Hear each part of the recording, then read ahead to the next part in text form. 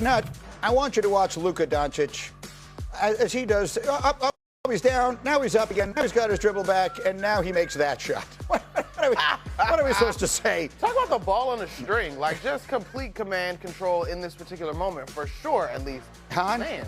Come on. Yeah, when I was little, I went to see the Harlem Globetrotters. Nice. Curly Neal. He had 28 points. Lakers beat the Kings 128-104. I've got Monica, I've got Alan, I got Windy. Let's run the floor through the day and the weekend in the NBA. Monica, SGA, 30 points, including a poster slam and a 13-point win over Dallas. Oh, no. And is he running away with his second straight MVP is the question. I mean, what do we do on this show, Greeny? We mince words, right? Running away? I don't know that, because he is obviously subject to the 65-game rule. We got to see how that plays out. But is he still the leader? Yes, he is for me. Well, that's what changes all of these conversations, right, Alan? Like, if he makes it to the number of games, right, then he's the MVP, right? Yeah, it seems like that's the obvious choice here, right? I mean, he's literally running while Monica's saying he's not running anywhere. He was running on the screen. But he is, certainly. He's on one of the best teams. He's on a defending champs. He still is playing at a high level. He's got to get, of course, to the 65 number. I think he will. But if he does, yes, I think he's the obvious choice. Windman, sometimes teams are so good that we sort of leave them out of conversations. Beyond SGA, I mean, right now, I feel like people are saying OKC and the field. Are we in an OKC or the field kind of level with how good the Thunder are? Well, the Spurs have been terrific this year, and they've had a great record against Oklahoma City. So you pay attention to that. But obviously, Oklahoma City at full power has proven they're a championship team. They've barely been at full power this year, and still they've been at number one in the West since day one. All right, now let's move on to the other game yesterday afternoon on that ABC doubleheader. Minnesota beat Denver behind 21 points from Anthony Edwards. They've won 6 out of 7. Do you think we are sleeping on the Timberwolves? Well, we shouldn't be. Why? Because recent history tells us this is a team that gets to the Final Four. Back-to-back Western Conference Finals appearances. Last year, they were 6th seed in the West. Yeah. You know, they kind of do this during the regular season, but when you look at them, the bench, and then you see a guy like Anthony Edwards whose scoring goes up in the postseason, that tells you this is a team you do not sleep on. All right, so don't sleep on them. How about the other side, Monica? Denver 4-8 in their last 12 games. What do we say about the Nuggets? So much of that is associated with their health, right? When you talk about the return of Nikola Jokic and maybe not being true to his most MVP form, and then, of course, Aaron Gordon, Peyton Watson, the other injuries that have been speckled in there as well. Listen, the thing that I keep thinking, Greeny, is a team that has the talent and the potential to get to the conference finals is going home in the first round in the Western Conference. Like, I don't think we're sleeping on Minnesota. I don't think we're sleeping on Denver. Like, that 4-5 matchup. So you're saying there were 5, it's 5 deep in the West. I think it will go to the finals. I think it will be. By definition, there has to be a 5th team, and you're looking at it that way. Okay, so you're including the Rockets in that conversation. I think so. And I get it. We can point to an Achilles heel for all 5. But arguably, like, you would look at it and be like, it's not out of this world. And so that's the situation in the West. And then last night, Windy in the East, Boston handing Philly a 16-point loss. Jaylen Brown, another big night. He had 27, 8, and 8. But I'm told you want to highlight one of his teammates. Yeah, the reason the Celtics have played so well this year isn't just because of Jaylen Brown, but their role players. And Neemias Queta has been amazing for them. He had 27, 17 rebounds and 3 blocks in this game. Now, look, Joel Embiid was out, but he has been having major performances defensively for them all year. This guy was a decent backup for the Celtics last year. How they decided, based on what they knew about him, that he could be their starting center this year, and then he's been a borderline all-star player as their starting center, is a huge tip of the cap to Joe Mazzulla, Brad Stevens, and the rest of that team. So I know, and last week, parenthetically, I just want to throw this in.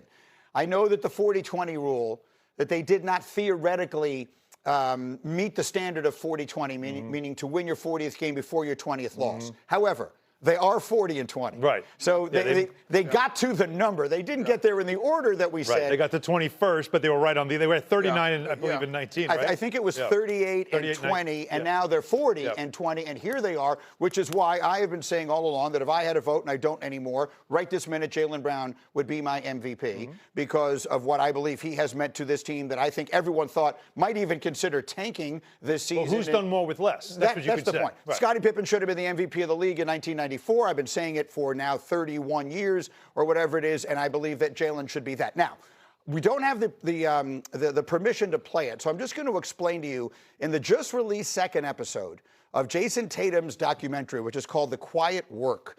This is shot, it was like 6 weeks after he had this surgery on his Achilles. And he was talking in the interview, and this is all part of the documentary, and he says, look, I'm not coming back to be a role player. And 6 weeks removed from having surgery on your Achilles when you're Jason Tatum, that's obviously a perfectly acceptable thing to say. Jason Tatum is never going to be a role player. He's one of the 5 best players in the entire world. Right. That said, when it is released now, as it has just been, and the Celtics are having the season they are, and Jaylen Brown is having the season he is, and Jason Tatum is the occasional lightning rod that he sometimes has been, people are going to make a big deal of it. Again, we wanted to play it for you, but we don't have the permission to do it. So, Windy, I will ask you first and foremost, as we look at the Celtics and we look at the Tatum of it all right now, how do you think this thing plays out over the next 2-3 months? Well, if Jason Tatum truly wants to be able to make an impact, he's going to need a ramp-up period. And so what does that mean? Does his ramp-up period training camp next year? Or is his ramp-up period, March and April before the playoffs? I mean, this is something that only he knows, because you're not going to come back out there instantaneously and be averaging 25 and 10 like we're used to seeing him. You're going to have a build-up. So if that's indeed what he wants, and look, you want to be an impact player in the playoffs. You don't really care about being an impact player for games at the end of the regular season. Then you would expect Tatum to want to try to get some games under his belt. And the one thing that you're going to hear from the Celtics on Tatum is nothing. They're not going to put any public pressure on him. They are not going to let you see him working out. There is reports of people saying he looks great in these workouts, but looking great in a workout doesn't mean anything with how does that leg feel, where is his trust level with it. So, look, I think Jason Tatum is intended all along to want to play. That said, I cannot sit here and report to you exactly what I think is going to happen, because I think that's still in development. The problem is, again, we talked about this last week, that the problem isn't about whether or not he should or shouldn't, because what's best for the athlete is important here for him mentally. And this has been his why the whole year, working on something to come back. They have stayed in the hunt, in fact, way more than anybody expected, to open the door of, hey, when you come back, it makes us better. The problem is the pressure that comes with that. Because the minute he steps on the court and they announce that he is back, even in limited minutes, the Celtics become the favorite to come out of the East, for sure, and a favorite to win the championship. Might be unfair pressure. No one has come back from the injury within 12 months or less and jumped right into a playoff race or the playoffs. It's asking a lot. It might be unfair. And for him also, he can't be a role player, even if you wanted him to be, because the expectations would be he'd be a lot more. Monica. I'm looking at the math now at this point, though, to Wendy's point, right? Like, there's 20 games or so left to go. Like, if it's going to happen, it's going to happen soon. I also am just thinking this through as an athlete. Not coming back to be a role player, for sure, we understand that. But for a small stint, as you rev up, like, it is, to some degree, it is inevitable. So, and what about the impact it could have on the team? They've learned how to play this way, 40 and 20, with Brown as the main piece and a lot of other guys playing roles. He steps in, it changes the dynamic. I do think that we were probably overblowing that just a little bit, because we talked about them forever, about needing to be broken up, and all they did is figure it out and win a championship. So I think that part will get figured out. Yes, there will be some difference, but I'm less worried about that and more worried about, like you said, the Jason Tatum trust of it all. And I think it's a great example of sometimes the context is everything. People are going to react to him saying, I'm not coming in to be a role player. It is important that we remind you, he said that 6 weeks removed from surgery. He didn't say it in the last 25 minutes. Okay, now I've been promising this all morning long. Michael Jordan has had another three-peat.